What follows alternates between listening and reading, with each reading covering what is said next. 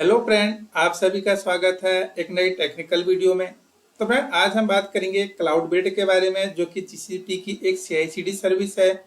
Friend, cloud bed basically हमें functionality provide करती है कि हमने जीसीपी किसी भी सर्विसेज में, लाइक हम बात कर रहे हैं compute engine, Kubernetes engine, cloud और किसी भी इन्वायरमेंट में हमने जो अपना कोड डिप्लॉय करना है, उसको हम मैनुअली करने के बजाय उसको हम सारी चीज ऑटोमेट कर सकते हैं।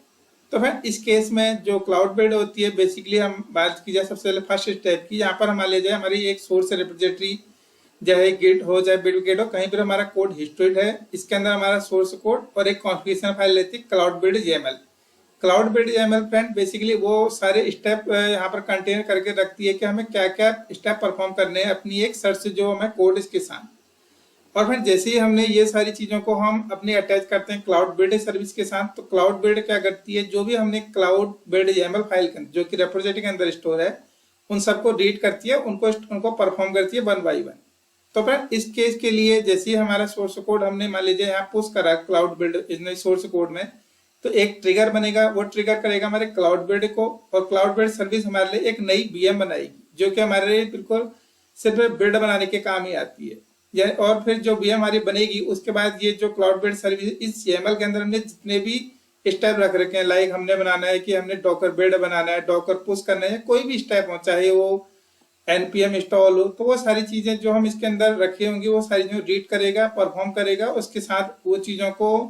चाहे हमने उसको RT पे रजिस्ट्री करना है, चाहे किसी भी डेस्टिनेशन रखना है, वहां वो सारी चीज प्रोसेस कर देगा ये क्लाउड बेड सर्विस। और फिर जब ये सारी चीज कंप्लीट हो जाएगी, तो उसके बाद एट द एंड में ये जो हमारी नई VM बनाई थी क्लाउड बिल्ड ने,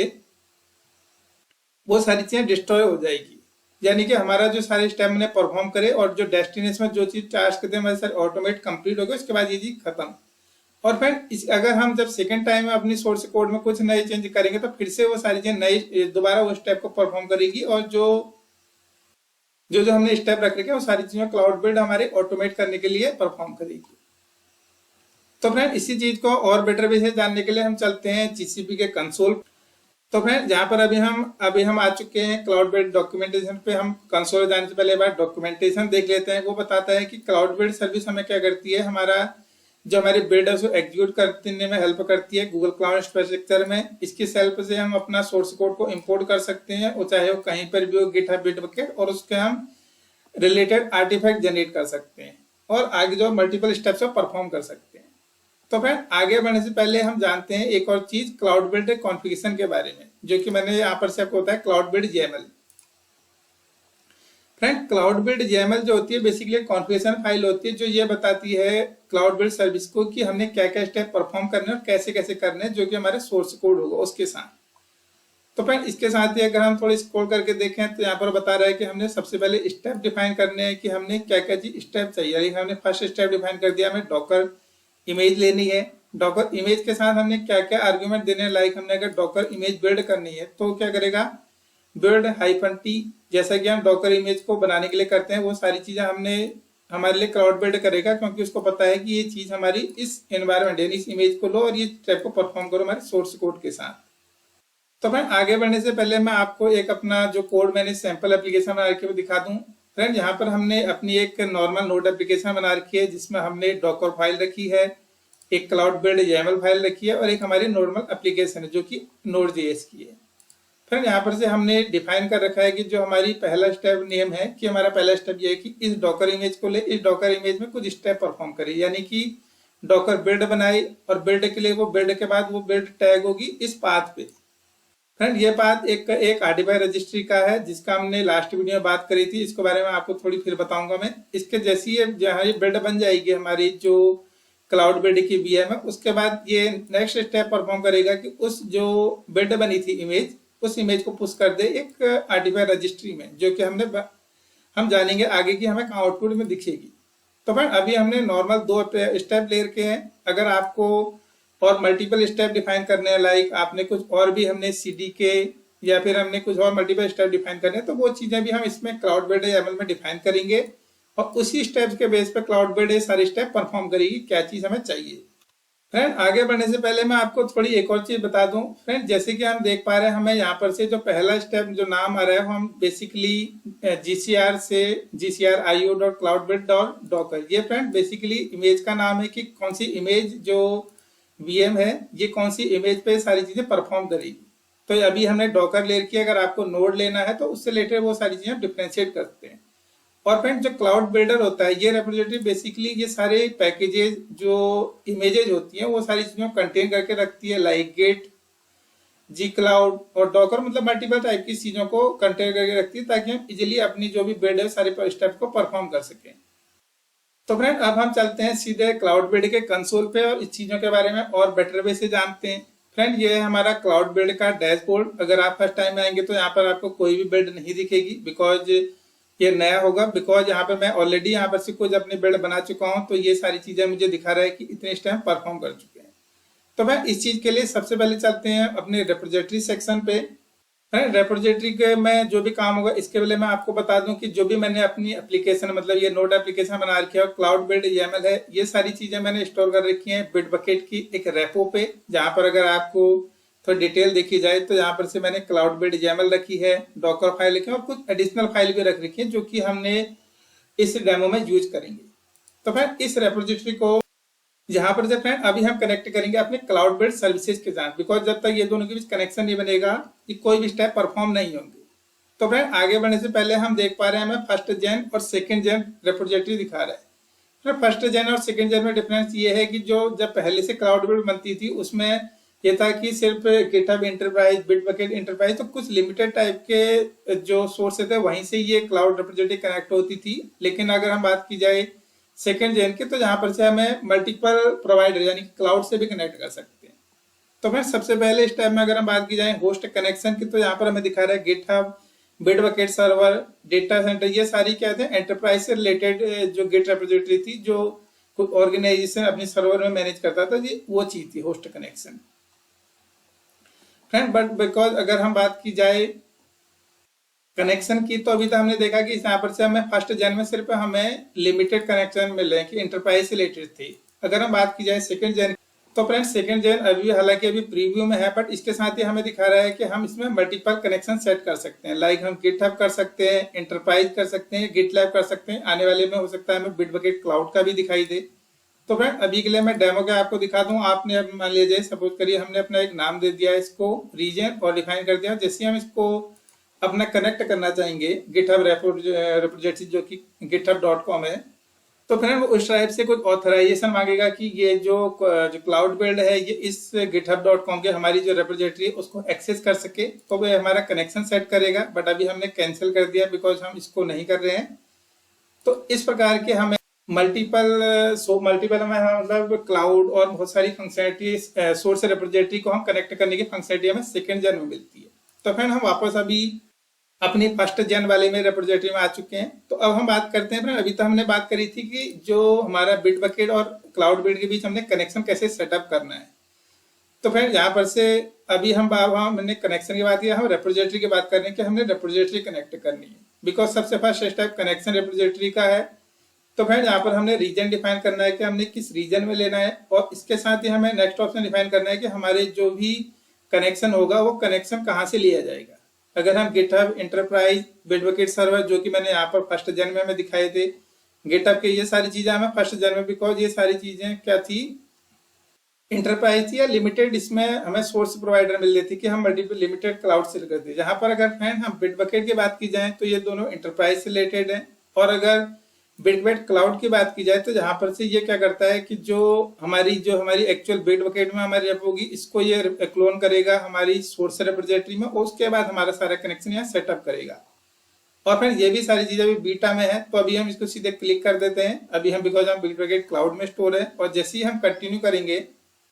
तो यहाँ पर से हमें सेम वही ऑथेंटिकेशन वाली स्क्रीन आएगी बट यहाँ पर मैं ऑलरेडी कर चुका हूँ तो सीधे मुझे थर्ड स्टेप में आ चुका है। यहाँ पर सेकंड स्टेप को स्किप कर दिया है बिकॉज मैं ऑलरेडी ऑथेंटिकेट कर चुका हूँ। और फ्रेंड अगर बात की जाए एप्लीकेशन की तो यहाँ पर से मुझे बहुत सारी मेरे जितनी भी रेपोजिटरी है वो सारी चीजें दिखाएगा।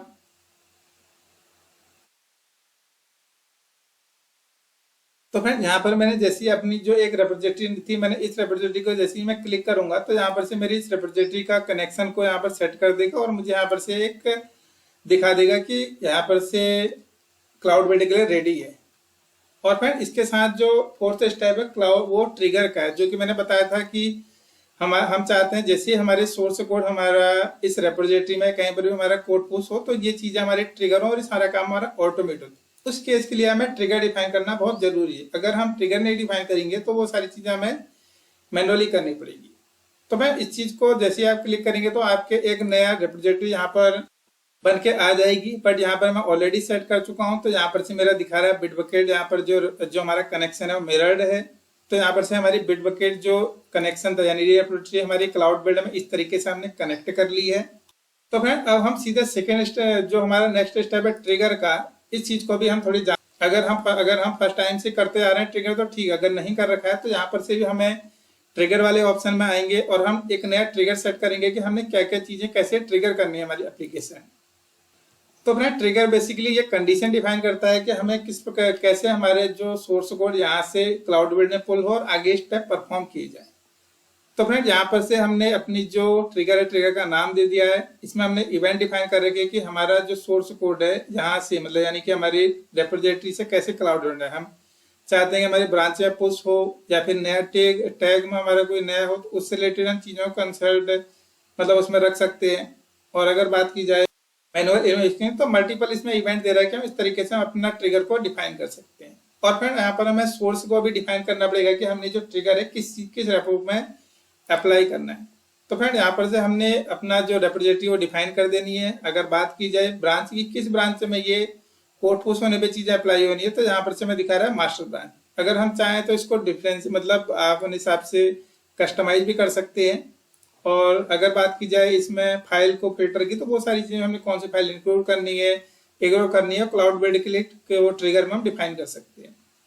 तो फ्रेंड अभी तक हमने बेसिकली डिफाइन करा था इवेंट और सोर्स के बारे में। अब फ्रेंड अब जो मेन पार्ट आता है क्लाउड बेड कॉन्फ़िगरेशन का, कि जो क्लाउड बेड है इसको कैसे पता चलेगा, क्या स्टेप डिफाइन करने। तो फ्रेंड यहाँ पर से हमें कॉन्फ़िगरेशन डिफाइन करनी है कि हमने क्या क्या चीजें अप्लाई करनी है। तो फ्रेंड बेसिकली जैसे कि हम देख पा रहे हैं हमने अपने रूट में क्लाउड बेड YAML एक फाइल रख रखी है। यहाँ पर हमने स्टेप डिफाइन कर रखे हैं कि हमारा एक डॉकर बिल्ड बनाए और इसके साथ डॉकर पुश करे इस रेपोजिटरी में, तो ये सारी चीजों को रीड करेगा क्लाउड बेड YAML से। अगर आप दूसरी कोई डिफरेंट करके अगर आप नाम रखना चाहते हैं तो उस प्रकार से आप नाम रख सकते हैं, बट मैं इसको जो इसका नाम था क्लाउड बेड YAML ही रहने देता हूं। तो